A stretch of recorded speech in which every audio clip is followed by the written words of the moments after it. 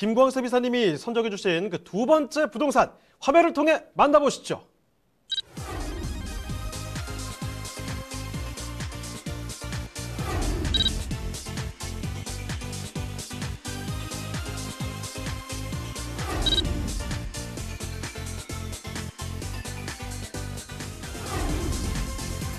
김광섭 이사님이 선정해 주신 두 번째 부동산 네트워크. 관악구 남현동에 위치한 통건물입니다.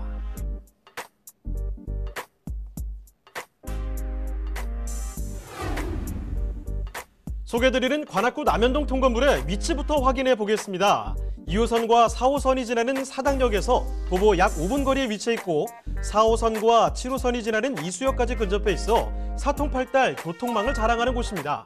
자, 이사님, 최근에도 어마어마한 교통호재가 있었죠? 네, 그렇습니다. 여기에 선입부 터널을 빼놓을 수가 없는데요. 이 사당도가 서초구로 있는 이 선입부 터널이 개통을 했습니다. 이 서초역과 강남역까지는 약간 10분도 채 안 되는 어떤 그 진출입이 좀 가능해지면서 사실상 강남 생활권으로 편입되는 효과를 좀 누릴 수 있다. 이렇게 좀 정리를 해드리겠습니다.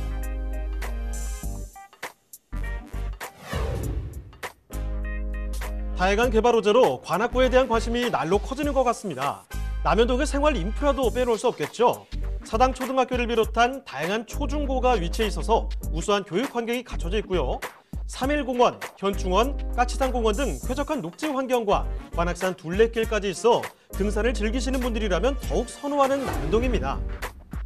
유동인구가 많은 만큼 안정적인 투자가 가능한 이곳, 관악구 남현동의 통건물입니다. 자, 이번에는 이 관악구 남현동 쪽으로 가보겠습니다. 통건물인데요. 먼저 그럼 개요 정보부터 말씀해 주실까요? 네, 본 물건은 이제 관악구 남현동에 위치해 있는 통건물입니다. 이렇게 하게 되면 좀 멀리 떨어진 것처럼 보이시는데 이 사당역을 좀 중심으로 해서 말씀을 좀 드리자면 이 사당역 10번 출구 쪽이 이제 동작구 사당동이고요. 또 이제 사당역을 중심으로 해서 1번과 2번 출구가 있는 곳이 서초구 방배동입니다. 또 5번과 6번 출구가 있는 것이 바로 관악구 남현동이다. 이렇게 해서 세 개로 좀 나눌 수가 있다. 이렇게 좀 말씀드릴 수가 있을 것 같은데 바로 이 2호선과 4호선 이 사당역에 지나는 역사에서 도보 약 한 5분 정도 또 주변 지역 자체가 이 먹자상권으로 잘 꾸며진 지역에 위치했습니다. 이렇게 먹자상권이 잘 꾸며진 지역에 위치했으면 어쨌든 간에 직장인 수혜층들이 이제 임차인으로 들어와서 거주를 하게 되는데요. 이렇게 먹자상권이 잘 꾸며져 있으면 어떤 그 공실에 대한 회전율이 상당히 좀 좋습니다. 또 임차 기간도 1년이 아니라 2년, 3년 동안 중장기적으로 갈 수가 있기 때문에 상당히 좀 안정적이다. 이렇게 좀 정리를 해드릴 수가 있을 것 같습니다. 구조는 원룸 9실과 주인 세대로 좀 구성이 되어져 있고요. 준공은 2019년도 9월 달에 준공이 마무리가 됐습니다. 그래서 임차는 거의 다 이제 마쳐졌다. 이렇게 좀 보시면 될 것 같고 이제 그 투자자 입장에서는 실투자금 자체를 좀 적게 가져가시는 분, 또 많게 가져가시는 분 여러분들이 있기 때문에 이 코실 자체를 한두 개 정도 빼놨습니다. 또 주인 세대도 현재 지금 좀 공시 자체를 놔둔 그런 상태고요. 그래서 주인 세대에 내가 거주하면서 내가 건물 관리하면서 진행하겠다라고 하시면 실거주 하셔서 충분하고요. 또 투자자 입장에서 모든 다 전세를 놓고 투자 목적으로 가져가겠다 하게 되면 실투자금을 적게 해서 진행할 수 있는 여러 부분이 있습니다. 그만큼 다양한 어떤 투자자들을 만들어내기 위해서 아주 공시를 좀 약간 빼놨다 이렇게 좀 정리를 해드릴 수가 있을 것 같고요. 또 대지 면적이 101.4평방미터입니다. 연면적은 약 한 297평방미터인데요. 대지 면적이 101.4라고 한다면 이걸 구평수로 계산하게 되면 약 한 31점 몇 평이 됩니다. 좀 작지 않느냐 이렇게 좀 보시는데 보시는 분들마다 작지만 상당히 좀 알토란 같다 이렇게 좀 표현을 좀 많이 하세요. 사방 자체가 대리석으로 좀 구성이 되어져 있고 여러 가지 면에서 편리성도 상당히 좀 잘 갖춰져 있는 그런 물건이다 이렇게 좀 정리를 해드릴 수가 있겠습니다. 자, 그러면 여기 건물 특징도 한번 좀 살펴주실까요? 네, 본 물건은 이제 9월 달에 이제 준공이 마무리가 됐고요. 원룸 9실과 주인 세대로 꾸며져 있습니다. 또 원룸 9실 자체가 이 평수 자체가 좀 상당히 좀 다양하게 꾸며져 있습니다. 작은 것들은 실평수에 약 한 5.5평 정도, 좀 약간 중간 평수 같은 경우는 6평이 좀 넘고요.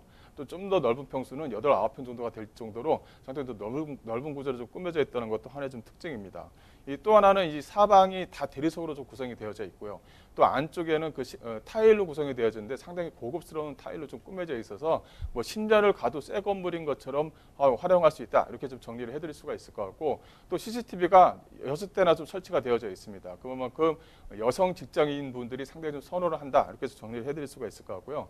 그 내부 옵션 자체가 이 직장인 수요층에 맞게끔 잘 꾸며져 있습니다. 그래서 이쪽에 이제 원룸에 대한 전세가를 좀 보시게 되면 약간 1억 4천에서 1억 5천 합니다. 이 상당히 좀 세다 이렇게 좀 표현을 할 수가 있을 것 같은데 그만큼 이 사당역 쪽 주변 지역이 이 강남 순환 도시고속도로가 뚫리면서 오히려 안에 있는 직장인 수요층들이 외부로 나가는 것이 아니라 오히려 안쪽으로 계속적으로 몰려들고 있다 이렇게 좀 보시면 될 것 같아요. 왜냐하면 이 사당역 같은 경우는 사통팔달의 어떤 중심지 역할을 현재 좀 충분히 하고 있기 때문에 그만큼 직장인 수요층들이 많이 몰리는 지역에 위치했다 이렇게 좀 보시면 될 것 같고 또 이제 그 주인 세대를 좀 말씀 좀 드릴 수가 있을 것 같은데 주인 세대 같은 경우는 이 방 3개, 화장실 2개로 좀 꾸며져 있습니다. 근데 복층으로 좀 꾸며져 있습니다. 그래서 복층 한 층 같은 경우는 실평수가 상당히 좀 넓습니다. 실평수가 약 한 14평, 15평 정도가 될 정도로 상당히 넓다 이렇게 좀 표현을 해드릴 수가 있을 것 같은데 그래서 가족이 좀 많아도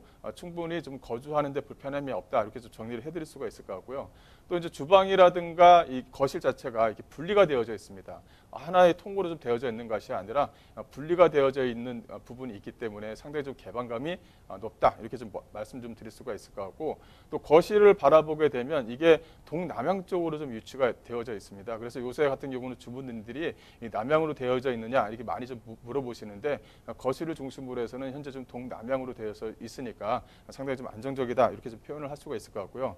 이 주변 지역 자체가 직장인 수요층들이 많이 거주를 하고 활동을 하기 때문에 직장인 수요층에 맞는 어떤 필요 물품 자체를 옵션으로 이제 다 집어넣습니다. 그만큼 편안하게 생활 공간을 좀 마련했다는 것도 이 물건의 좀 특징이다라고 말씀드릴 수 있겠습니다.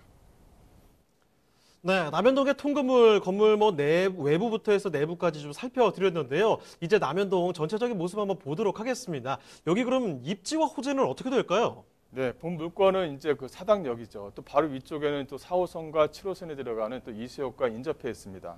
앞서 말씀드린 대로 이 서리풀 터널이 개통이 되면 어느 지역이 수혜 지역이냐 많이들 물어보시는데 바로 내방역, 이수역, 또 사당역과 방배역이 수혜 지역인 것입니다. 과거 같은 경우는 주변 지역, 즉 강남 테헤란로를 이용하기 위해서는 삥 둘러서 갔거든요. 근데 여기 서리풀 터널이 개통이 되면 이제 차량으로 해서 직선으로 해서 테헤란로와 인접해 하기 때문에 앞으로의 어떤 수혜 지역은 이수역과 사당역, 또 내방역과 방배역 쪽 주변 지역이다. 이렇게 좀 정리를 해드릴 수가 있을 것 같습니다. 그만큼 앞으로 어떤 집가 상승을 충분히 좀 가져갈 수 있는 물건이다. 이렇게 좀 정리를 해드릴 수가 있을 것 같고요.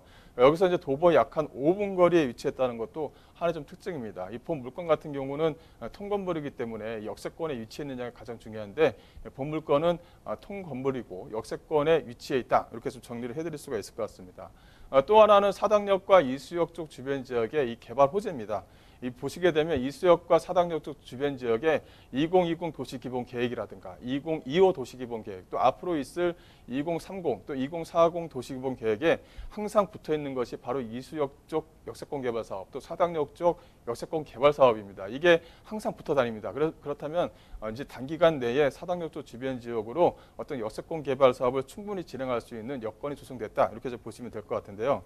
이 사당역 쪽은 이 특별 계획 구역으로 현재 지금 꾸며져 있습니다. 그래서 현재 지금 그 버스 주차장으로 이용하는 철도공사 부지를 여기 이제 광역 교통 복합 환승센터가 생깁니다. 그만큼 많은 인구를 유입시키면서 편의시설도 같이 들어가기 때문에 어떤 집가 상승에 견인차 역할을 한다. 이렇게 정리를 해드릴 수가 있을 것 같고요. 또 이제 주변 지역 자체가 이렇게 재건축과 재개발 지역으로 똘똘 뭉쳐져 있는 것이 바로 이 사당역 쪽과 이수역 쪽 주변입니다. 거기에 따른 임대가 상승도 기대해 볼 수 있다. 이렇게 좀 정리를 해드릴 수가 있겠습니다. 자, 그럼 이제 자연스럽게 이런 질문 하나 남습니다. 이 건물 통째로 해서 이제 그럼 가격이 어떻게 되느냐? 바로 이런 질문인데요. 가격 분석 도와드릴게요. 자, 가격은 어떻습니까? 네, 예상 매매가는 약 17억입니다. 상당히 좀 알뜰하게 만들어졌다. 이렇게 좀 정리해드릴 수가 있을 것 같고요. 예상 임대가는 13억 5,500만 원으로 잡았습니다. 현재 주인 세대를 전세를 놨을 경우에 13억 5,500만 원이 만들어진다. 이렇게 좀 보시면 될 것 같고요. 월세가 약간 100만 원이 채 안 되는데 월세가 좀 적지 않느냐 이렇게 좀 말씀을 좀 얘기하시는 분들이 계시는데 이 실투자금의 여유가 있으시면 월세 자체를 약 한 230만 원에서 240만 원까지는 끌어올 수는 있습니다. 그만큼 실투자금액이 조금 더 들어간다 이렇게 좀 정리를 해드릴 수가 있을 것 같은데요. 현재 뭐 대출을 전혀 활용을 안 했습니다. 예상 임대 보증금만 가지고 실투자금을 잡는다면 약간 3억 4,500만 원의 투자가 가능한 물건이고요. 이런 물건들은 알토란 같기 때문에 임대가가 적정한 임대가가 꾸준하게 나오는 그런 지역에 위치했습니다. 그래서 어떤 전세가 상승 또 임대가 상승을 충분히 좀 바라볼 수 있는 그런 지역에 위치해 있는 물건이다라고 말씀드릴 수 있겠습니다.